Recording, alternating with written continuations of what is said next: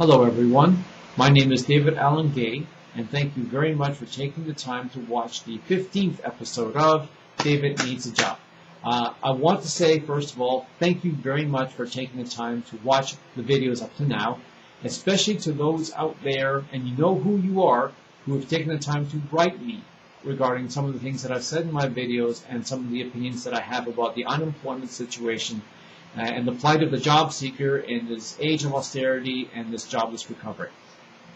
One day I will make an episode devoted entirely to replying to all of your emails and my comments to your emails, but right now I just want to focus on a couple of emails that share a common theme. And that common theme is how do I know what I feel is wrong is in fact what is wrong, and how do I know my feelings and opinions are the solution to the problem regarding unemployment and helping people get back to work. Well, you want to know something? I'll be very honest with you. I'm not 100% bulletproof, ironclad sure that I am right on the money with regards to what is wrong with the economy and how to fix things, how to get people like myself back to work. I've shared with you in my videos my experiences looking for work, what I've come across, the barriers that I've had to deal with, and what successes and failures I've had in trying to find a job and what I've tried to do to fix it. I'm not an economist. I'm not a sociologist. But I can tell you that I have the ability to understand what a problem is. And that comes from 20 years of IT experience. I was a system administrator. I was a computer programmer. I worked with hardware. I've dealt with user issues on a help desk. I've served on 10 projects over the last 20 years, and I understand not only how to figure out what the problem is, but also how to understand why the problem is happening in the first place. In other words, it's not just enough to take a guess as to where in a computer program code is faulty and where it needs to be debugged. You need to run the program in an environment very similar to a production environment and see how the program behaves when certain things are done and when certain things around the program come into play, such as security authorizations on resources like files and data areas are considered. Also, what the state of the hardware is when the program interfaces with it. Are there other applications running side by side that may be stealing resources or CPU time? You have to have a big picture. You just can't guess. You have to understand what the problem is and why it is happening. So I do have a general idea of what I think the problem is. I've dealt with my unemployment situation in the same way a programmer or a system administrator would deal with a problem in a systemic environment. And the economy is in fact a system in itself. There are so many pulleys and checks and pathways and flows and ebbs that make things happen as a cohesive unit. And I see those particular points not fitting together anymore.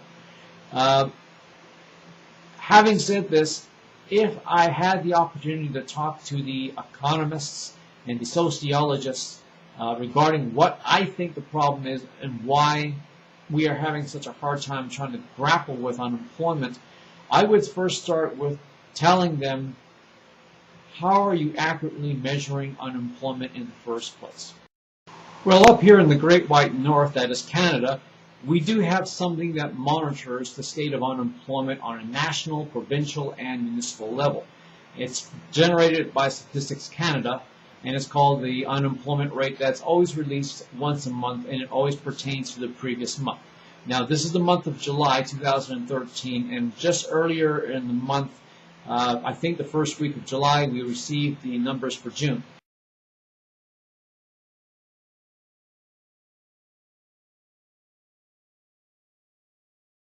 So now that we have these three figures, the next step is to understand what they mean. In order for us to understand what they mean, you have to understand what the unemployment rate is. I don't know how it works in your country where you live, but here in Canada, the unemployment rate is the number of unemployed people currently seeking employment divided into the total labor force. Now, right then, you have to take special note of what I just said. The number of people actively seeking employment. That is a tricky thing to determine to begin with. For example, how do you determine the number of people actively seeking employment? How is that done? Is there an accurate way of doing this? I don't think so. And I'll give you an example using me. Let's say, for example, I get so fed up and so frustrated, I decide to quit my job search and just say, hell with it, I'm going to move into a homeless shelter or stay with some friends and family and just lie low. Now, does Statistics Canada know that I have in fact done this? No. A person's decision to actively seek employment is kind of like going to the grocery store to pick up some milk or some cereal that they need to get, or go to the washroom to relieve themselves. It's an internal decision that is not easily measurable nor detectable by the Government of Canada or even Statistics Canada in specific.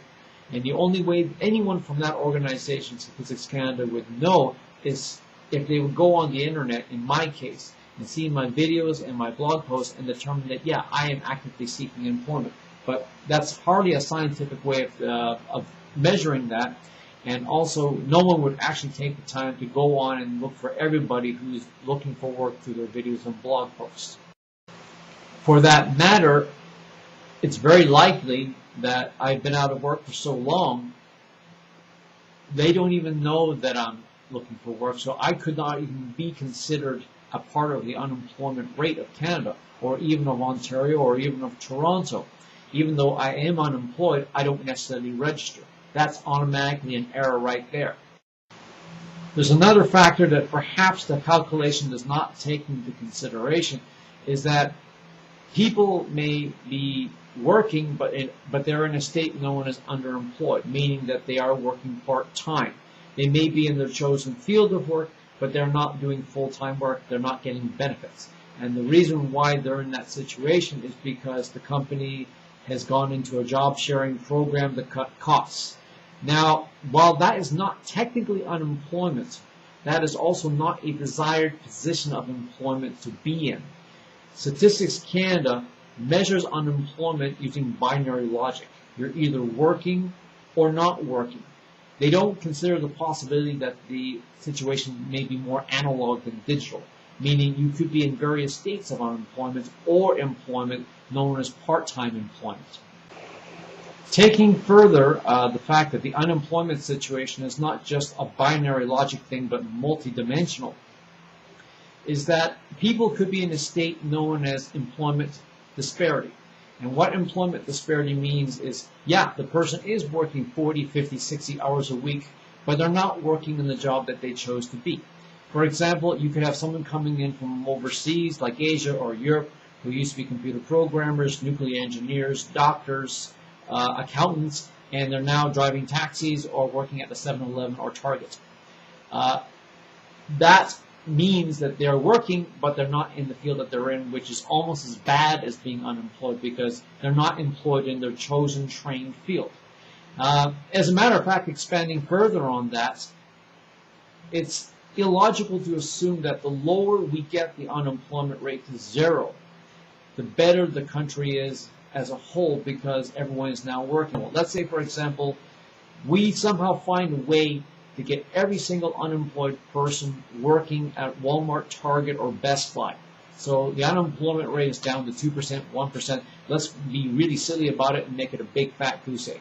Okay, does that necessarily mean that we are in a situation where employment is actually good in this country and that Canada is financially stable? No. As a matter of fact, it's pretty bad because Canada cannot possibly exist. All of its roads, all of its infrastructure programs, hospitals, schools, the electrical system, sanitation, all of that can't possibly work indefinitely if people are all working at minimum wage jobs. There's what's called income potential. It's not just enough to have someone working. They have to be in a field that allows them to not only be happy, but at the same time grow. And if a person is growing, they're making more money. If they're making more money, they're being taxed more. If they're being taxed more, there's more taxable revenue coming toward the Canadian coffers that'll go toward roads, schools, hospitals, the electrical system, whatnot. That's my episode for today. Thank you very much for taking the time to watch this episode. I look forward to seeing you in the next episode. Have yourself a good day. Bye for now.